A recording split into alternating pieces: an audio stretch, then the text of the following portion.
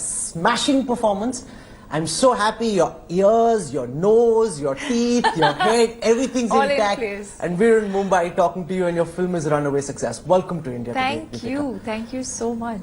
Tell me, when people are threatening to chop your head off, cut your nose off, what's going through your head when you square that with just how successful the film has been and how people have loved what you've done? And that's it. You know, that really is it. I don't think anything went through my mind at that point, because I am not someone who succumbs, and I'm someone who is extremely fearless, you know, especially when you know you're doing something right. You know, I must tell you, we had people from these fringe outfits come to our studio, place swords on the table, and I was getting completely freaked out. And I thought, oh my God, this is surreal, this is crazy. What's going through your head at that time?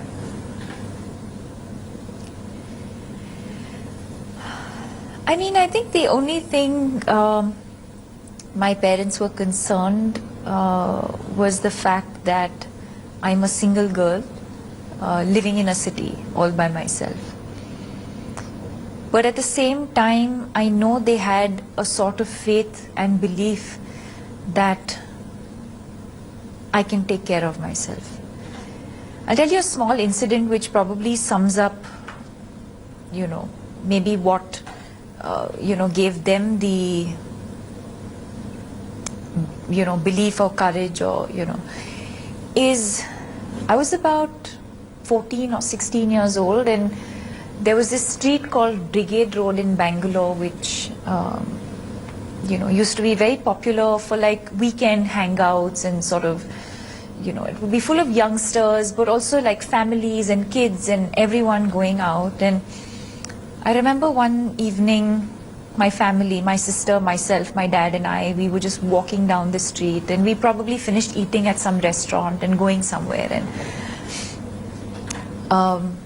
my sister and my father walked ahead, and my mother and I were walking behind, and this man brushed past me. I could have, at that point, ignored and pretended like it didn't happen. I turned back, followed this person, caught him by the collar. I was 14. Wow. In the middle of the street, slapped him in front of everyone, and walked away. Oh, claps, that's fantastic. That's the spirit. That's the spirit, you know. So I think from that day on, my parents knew that this girl can take care of herself. You know, speaking of parents, we did an investigation on the Karni Sena where we exposed this whole lot. My father, who's an army man, watched the investigation, saw me scuffle with the guy from the Karni Sena and said, hey, you watch out, you know, these guys are crazy and you better be careful, you're messing with the wrong. So if that's my father, only for doing a story on Padmaavati telling me this, I can only imagine what your parents must have been telling you and your friends and family. No, nothing at all. Nothing at all. It wasn't discussed more than you know, maybe once or couple of times. And like I said, I think they know that, look, if I left home at the age of 16 or 18 to live on my own in a city, to pursue my dreams, somewhere they've had some faith, and they know that I can take care of myself. You know, when this whole controversy happened, I swore that I'll watch the first day, first show of Padmaavati, but I wasn't here. So just before this interview, I rushed in, watched the film and came out. And while I'm watching this film and I'm seeing this ode to Rajput pride and valor, I'm wondering, what were those goons so frustrated about? Why were they so angry? This, if at all, is a fantastic tribute to the pride, the honor, the valor of the Rajputs. Yeah, I'd say more than that. I would say that, you know, for me it was a celebration of womanhood. It's a celebration of this woman's strength and power and courage, and most importantly, she did it all with so much dignity. And I think there's something for all of us to learn from that. You know, I feel like with every film that we do, every film that I do, there's a lot that I put into the characters that I play on screen, but there's also a lot that I get to learn from these characters. Is this your toughest character? Yes. Why? Because there's so much to be said, yet with so much silence. Everything that has to be conveyed with a particular sort of demeanor and body language and a sense of royalty and dignity, most importantly. As an actor, no crutches. You know, for me, she was a warrior, because for me, she's a warrior. For me, she's a warrior, not with, you know, a sword in her hand and someone who goes to the battlefield, which I've done in Mastani. For me, this was so much harder because as Padmavati, she's a warrior, but in her spirit and in her soul and in her mind and in her heart. But how do you convey all of that? You know, so in a lot of ways, I did find this one of my most challenging characters. When her husband is abducted, the fact that she used her mind to sort of, you know, win that particular situation, or the fact that when he was abducted, the fact that she had to sort of hold fort and was not allowed for even a moment to feel the loss or to feel the pain, to constantly hold everything and everyone together. All of that with saying not very much. And she's really smart about it. And how she outmaneuvers this very mean Ranveer Singh is just fantastic. Yeah. What goes into the making of a Sanjay Leela Bhansali spectacle? We see the opulence, we see the grandeur. How tough is it? I was reading this interview with Ranveer. He says, we were in Film City in Mumbai, it's 45 degrees outside, I'm wearing this leather coat, I'm, you know, completely puking, I'm very flustered. How tough was it for Padmavati? I think extremely challenging in so many different ways. I think, you know, working with Sanjay Leela Bhansali is literally putting your entire life on hold. You know, because the film is the priority at that point, and it's not like other films which get over in 2 months or 3 months. It's an entire year that you dedicate to bringing his vision alive and to make it all happen. And as it is, I think an actor's life is full of, you know, sacrifices, and when you work with him, it's, you know, it's that tenfold. But it's hard. I mean, you know, to be very honest, I find it boring to talk about the process of an actor. I feel like what is important is to leave the audience with that experience. And how tough or not, I think it's there on screen for everyone to see. But I think it's always important to leave a little bit of that process with yourself, you know, and not talk about how hard it is. Of course it's hard. So when you're walking in for this interview, are you walking in as Deepika Padukone, or a part of you is still Maharani Padmavati walking in for this interview? Are you still carrying the character with you? Somewhere, yes, you know, most definitely. And I don't think that characters don't leave that easily. And especially someone as powerful as Padmini will not leave for a very, very long time.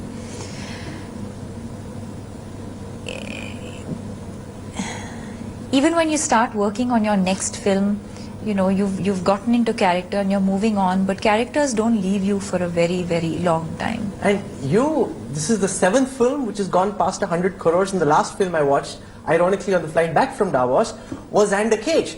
So from there to here, you're just crossing the entire spectrum of what an actor can possibly achieve. Trying to. What's the best compliment you received after Padma? Oh, good.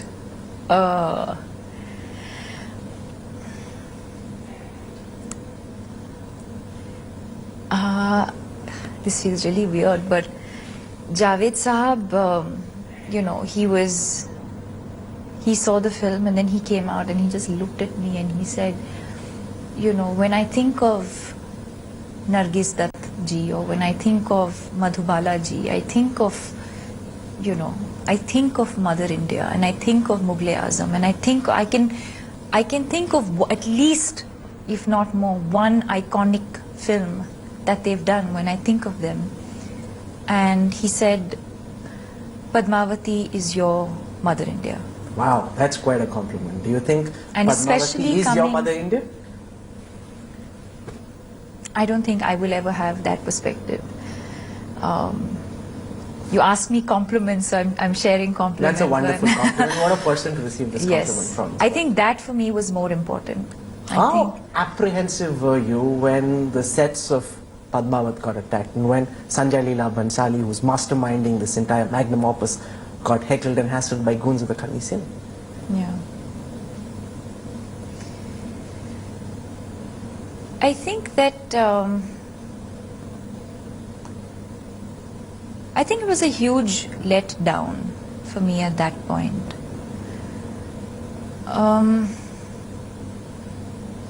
I remember thinking to myself, and this happened in February, when this news came in, and in fact the actors were all, we were meant to join him as well in like 2 days, and this incident happened, and I remember telling him at that point that we should put the film on hold.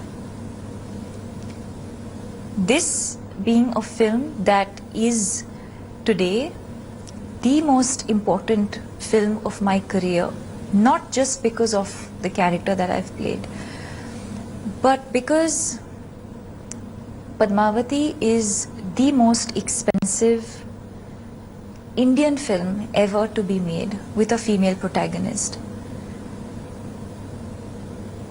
In so many ways, this is career defining and important, because hopefully this will open doors, not just, I don't look at it as an achievement just for myself, but I look at it as an achievement for other women in the industry, and hopefully this is, an example enough for producers to know that they can back projects like this with that kind of money.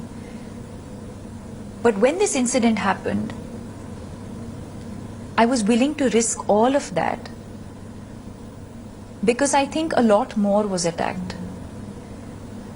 And I felt we had an opportunity at that point to stand up for a much larger, I don't know what the right word is, but to just stand up for a much larger issue, I think, that the film industry has been battling for a very, very long time. So everything that happened after that, I think, was just, it didn't surprise me. I saw this tweet from you where a Rangoli got attacked, and you wrote off to IND Minister Smriti Irani saying that, you need to stop this from happening. Were you disappointed that the powers that be didn't intervene more forcefully and say, we will stand for the freedom of speech, we will stand up for the right to Sanjay Leela Bhansali and Deepika Padukone to make the film the way they want? I have a lot to say about, I think, the incident back then, the incidents that have happened in the last couple of months. But I think for the moment, I will just celebrate everything that this film is receiving. I think I will let that be for now. How are you celebrating? How does Maharani Padmavati celebrate? Well, I was in Delhi on Monday with my family because my father won his first Lifetime Achievement Award. And, that was a very big day for us as well, because, all of his contributions for Indian sport, everything sort of culminated and came together, and my film had released, and my parents had seen the film a couple of days before that. And the day ended, we did everything, we had our dinner, we said our goodbyes to everyone, we got together in the room, and the four of us did a family group hug. How lovely. These are the moments that you live for. What did your parents think of the film? They were brimming with pride. They were just absolutely just brimming with pride. I think sometimes they just look at me and like, is she our daughter? I think they have this strange sort of on screen and off screen, you know. I'm sure it's a different experience for them when they see me on screen. But off screen, I'm their daughter. There's no place for misbehaving. Interesting. No, it's a very strict father-daughter relationship, or Very strict parent-child relationship. Interesting. You know, you spoke of how this film is monumental for women and their place in Bollywood. But there are lots of feminists who are quite cut up with Maharani Padmini, and they're saying, you know, let's deal with Swara Bhaskar and her vagina. She says, you know, and I just want a couple of quotes. Women are not only walking, talking vagina. She's written this huge post. It's gone viral. And she's very upset. We were back to the basic question of right to life. Your film, it felt, had brought us back to that question. From the dark ages, do women, widowed, raped, young, old, pregnant, do they not have the right to live? You're smiling. Yeah, I think sometimes people just miss. I think they miss the fact that this film was set in an era in the 12th and 13th century when rituals like these were practiced, you know. And she also probably just missed the disclaimer at the beginning of the film. That Prasoon Joshi got the 5 disclaimers out. No, but how do you respond to a lot of feminists watching this film and saying, you know, this is regressive. You've got by far the most popular female actress now portraying and putting out afresh in public imagination ideas that are long buried in history. I think, like I said, I think for one, you've obviously, you know, you probably went out to buy some popcorn and missed the initial disclaimers that come out. I think secondly,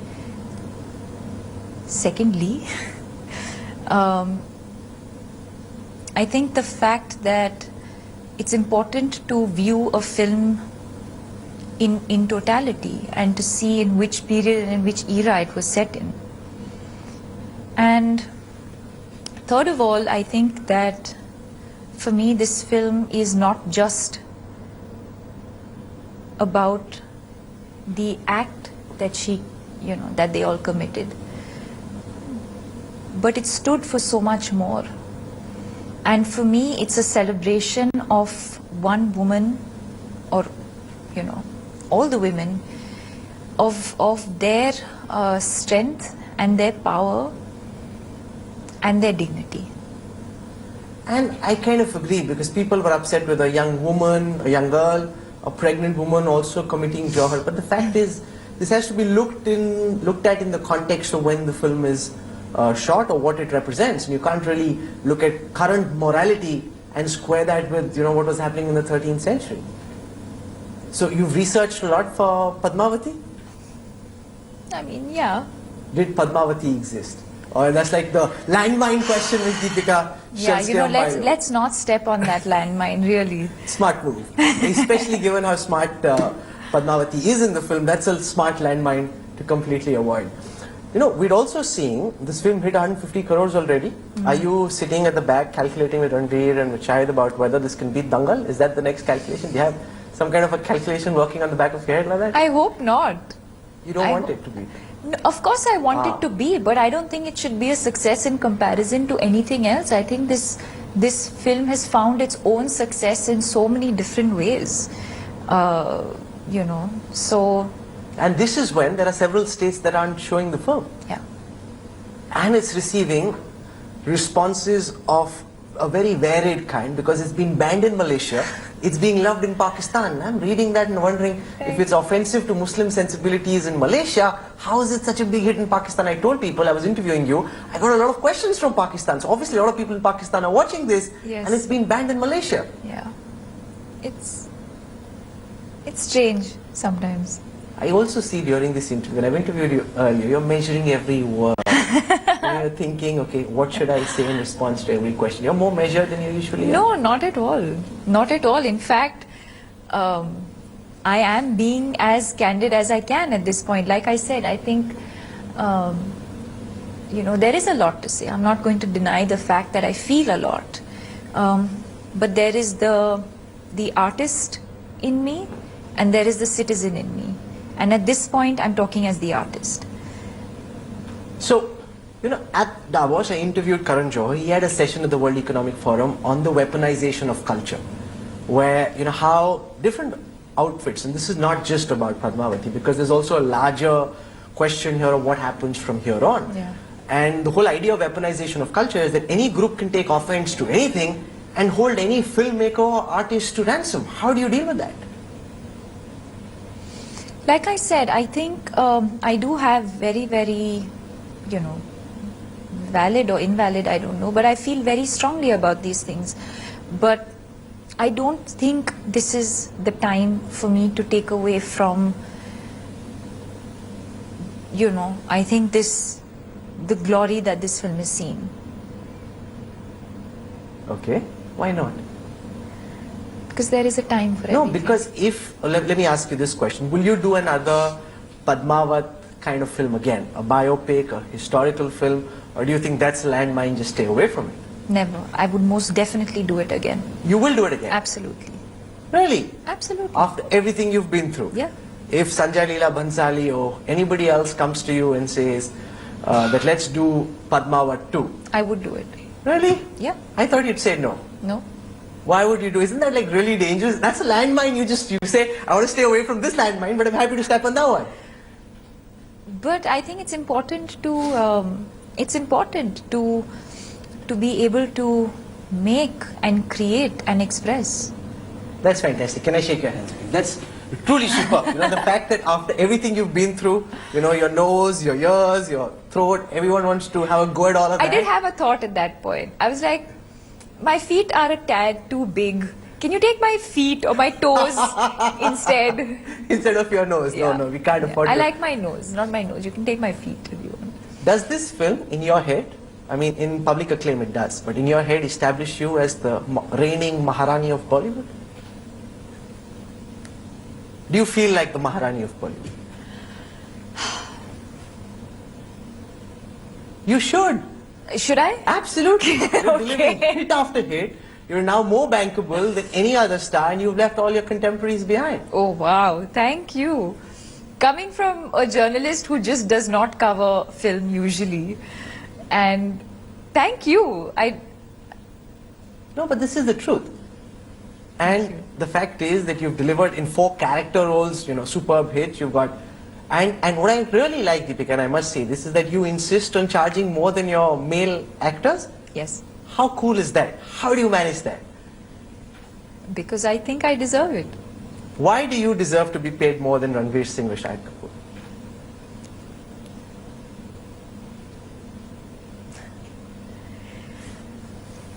Let me put it this way: I don't think it's about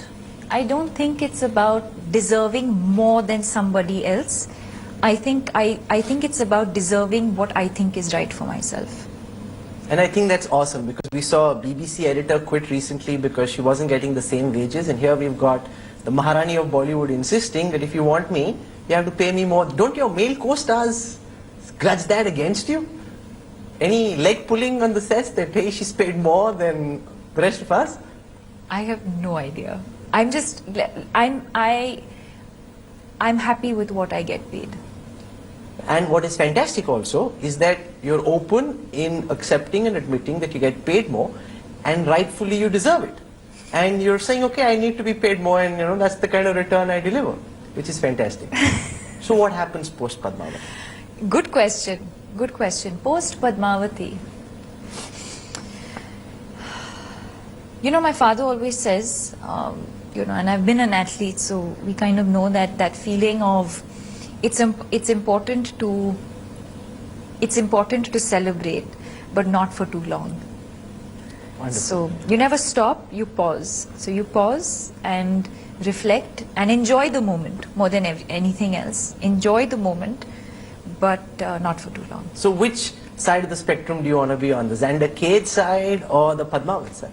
Or a bit of both, if you can pull that off? A bit of both. I think every film, every character, every experience adds to the journey and adds to every character that I have played. So, you know, I was just asked some time back, you know, if I had to choose between the three characters that I've done with Sanjay Leela, Bhansali, Leela and Mastani and Padmavati, which one would I choose? And I said Padmavati. But that's also an easy choice. Having said that, Padmavati would not have been possible if I had not been through the Leela experience or if I had not been through the Mastani experience. All of those experiences, all of those characters, all of those journeys have enabled me to do what I've done with this film. And if there are idiots from the Karni Sena watching this broadcast, Maharani Padmavati, what's your message for them?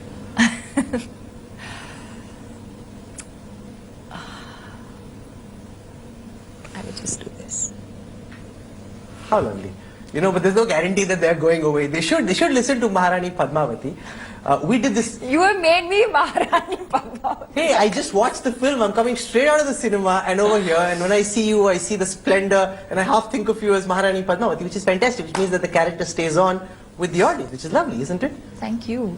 Yes. So now tell me, we did this investigation. I don't know whether did you get to watch any news TV or not really? I do sometimes. Okay. You know, where we saw fringe groups wanting to strike deals. It's almost like, you know, it's almost like A, you're holding the filmmaker to ransom, B, you're expecting to be paid a certain amount of money, and if you get paid that amount of money, then you're willing to call off your protest. And it happened not just with Padmaavat, it also happened with the people who were holding Sunny Leone's show in Bengaluru to ransom.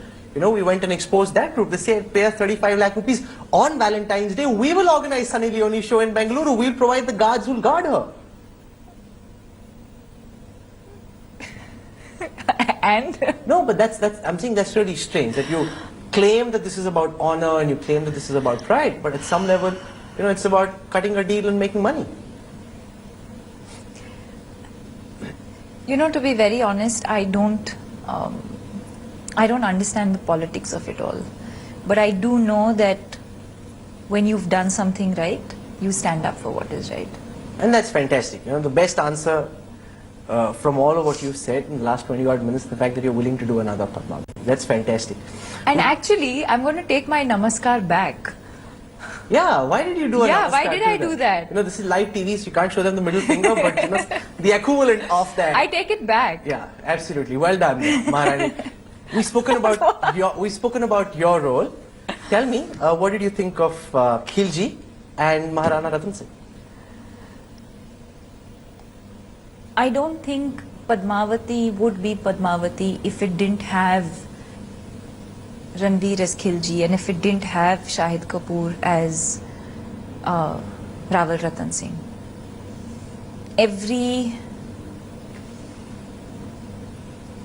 I think they've done what they've done with a big heart and with a lot of generosity, and I recognize that. In what way? Heart, generosity? In so many ways. I think with the kind of work that they've put in, for the risks that both of them have taken, and I know for both of them, a lot of people advise them to not do the film, not just for the fact that you know, they were both biting into challenging paths in their own way, but a lot of people advised them to not do the film because the film was the name of the female protagonist. Ranveer was biting into more than just the part in the film, lots of meat being gulped down. Did you discuss how tough the character was for him to play and the fact that you've got possibly the closest thing to a reigning superstar? Like amongst the women, it's not in question, you are the top superstar. To my mind, Ranveer is the closest thing to a male superstar at this time. Do you agree? Absolutely. I do feel like he has some way to go, but I do feel like his performance in this film has catapulted him into that position in a very big way. Interesting. So you've arrived, he's got some way to go. I believe that. What journey is left still? I think, like I said, I think that's the equation that he and I share. That, look, I've also had a heads up. I started a couple of years before him. But I think that's what I think he and I cherish the most, is the fact that we can be brutally honest with each other. Did you give him some brutally honest feedback on Khilji? We've not had a moment to sit and just talk about what we think about the film. That's not possible. No, it hasn't happened. When all these guys are going, you know, there's this school bus that got attacked in Haryana, And talking about those things, like, who are these goons, vandals? They're attacking children in Haryana. That freaked everyone out. Yeah. You're not discussing any of this. No, the incidents are separate. I think that is separate. We were talking about, if you were asking about if we've spoken about the film and our performances, we've not had that moment. We've not had that moment together. Okay, so if this is Ranveer, if he's watching and you're giving him brutally honest feedback on Khilji, what would you say, Maharani?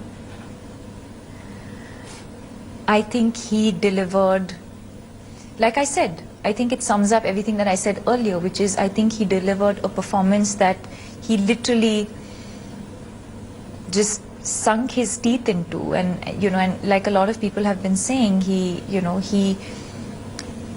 wasn't awkward with the part. He enjoyed, it looked like he enjoyed every minute of it. And like I said, I think the fact that a performance such as this has catapulted him into a very, very fine place. Sunk his teeth into is so illustrative. And what about Shahid? Because this film is not complete without Shahid, This film would be incomplete if Shahid did not do this film. It needed someone of his stature and there's something very special that he brought to. And this is what brings me back to the earlier point that I was trying to make, that generous in so many ways and big-hearted in so many ways. Because in the character that Shahid plays, he runs the risk of coming across as the loser king, where you've got Khilji attacking, he wants the Maharani and Khilji have this edgy chemistry, and you've got poor Shahid there playing the role of the king who ultimately gets defeated. It takes a lot of heart and generosity to play that role. Absolutely, and that's the first thing I said to him the day we finished the screening, and I gave him a hug. I was bawling because I couldn't, it was an extremely emotional moment for me and for all of us at that point. And I gave him a big tight hug, and all I could do was just look him in the eye and just thank him for doing this film. This film wouldn't be half the film it is if he didn't do it. And finally, about Sanjay Leela Bhansali, the man who brought this magnum opus together, who got attacked, hassled, heckled, and dealt with the kind of adversity he did and still delivered a remarkable film. He is relentless. He is absolutely relentless. And I mentioned the incident that, in February, and I said, I think we should pause the film and I think we should address these much larger issues. And, I know that he's the kind of man who would pour all of that angst and the humiliation into his work. And I think the biggest victory today is the success of the film. And the adulation of those who are going in to watch speaks for itself. I think that's the strongest message to the Karni Sena, and you didn't say so, but also to those in government and the powers that be that should have done more than they did. And I think it's the number of people going in and the way they respond to the film that speaks the loudest. Maharani, it's been an absolute honor to be here in conversation with you, and I wish you all the more success. You've delivered 700 crore plus films. More power to you, and may you deliver many more. And a big hug Thank you. from everyone who saw the kind of adversity, not just you, but the entire cast and crew of Padmaavat went through, and the resilience with which you held firm in the face of adversity. For that fantastic film and for your time, thank you so much. Thank you. Thank you. Thanks for watching the video. For more such news and updates, please like, share and subscribe to India Today. Also check out our other great videos from our channel. We know you will love to.